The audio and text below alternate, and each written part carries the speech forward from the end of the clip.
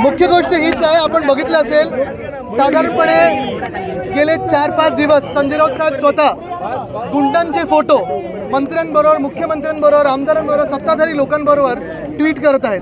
हे जो फोटो आपल्या माध्यमातून, प्रेसच्या माध्यमातून आम्हाला सर्वांना मिळत असतील तर हे सत्ताधारी पक्षाला तर मिळालंच पाहिजेत.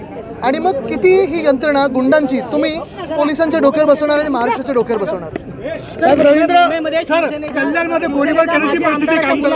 गोळीबार झालाय, काय सांगा? आत्ताच मला ती बातमी कळली की आमचे अभिषेक घोसळकर यांच्यावर गोळीबार झालेला आहे. आणि हेच आहे मुद्दा की किती दिवस हे सहन करत बसायचं. ह्याच्यात महाराष्ट्र तर बदनाम होतच आहे.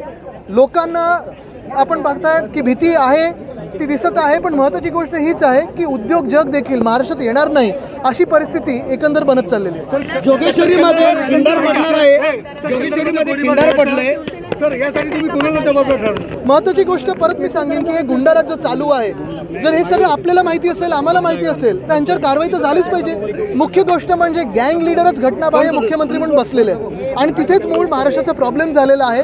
कारण ह्यांना सगळ्यांना वाचवत आहेत ते घटनाबाह्य मुख्यमंत्री. सर, रवींद्र वायकरवरती ज्या पद्धतीने दबाव टाकला जातो किंवा शिवसेनेत जाणार शिंदे वायकरजींवर अनेक वेगळ्या वेगळ्या पक्षांकडून आपण पाहतोय सत्ताधारी हा दबाव वाढत चाललेला आहे.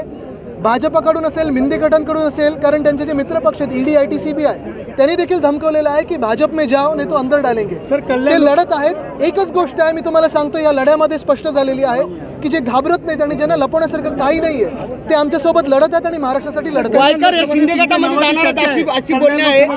थांबा एक मिनिट, शिंदे गटामध्ये वायकर जाणार आहेत असं सूत्रांनी आणि त्यांनी तयारी देखील करायला लावली कार्यकर्त्यांना.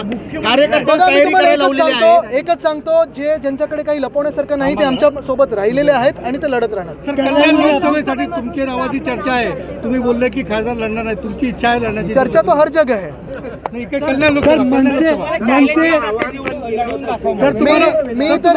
मी तर एकच सांगितलेलं आहे, मी काल परवाकडेच ऐकलेलं आहे की जे इकडचे गद्दार खासदार आहेत ते स्वतः सीट बदलण्याचा चर्चा आहे, त्यांना ठाण्यात पळून जायचं आहे.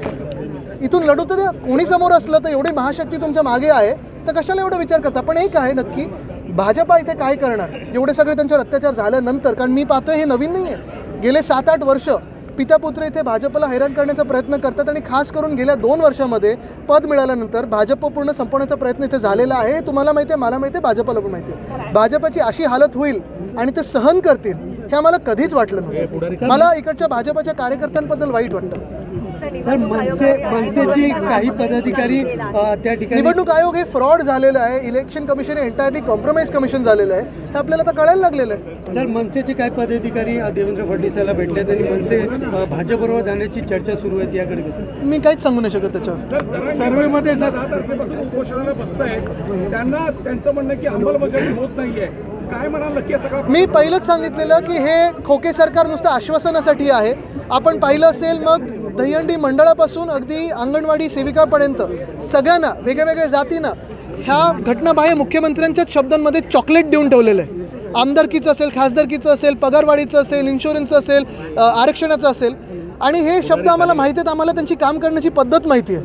आणि म्हणून मी एवढंच सांगेन की ह्या मुख्यमंत्र्यांवर विश्वास तरी किती ठेवायचा जनतेने हे आपल्याला आता विचार करणं गरजेचं आहे. आता त्यावेळी देखील सतत म्हणजे पालकमंत्री आधी पण 5 वर्ष इकडचे होते आमच्यासोबत असताना, नंतर भाजपमध्ये आत्ता ते गेलेत, तिथे देखील आपण पाहते मुख्यमंत्री झाल्यानंतर पण इकडचा विकास झाला आहे का, रस्ते खरोखर चांगले झालेत का. आम्ही सतत त्यांना सांगायचो रस्ते चांगले करा, करतोय पण कधी झालं नाही. खोके भरले त्यांनी पण जनतेचा विश्वास कधी त्यांनी मिळवला नाही. आता मूळ मुद्दा हाच झालेला आहे.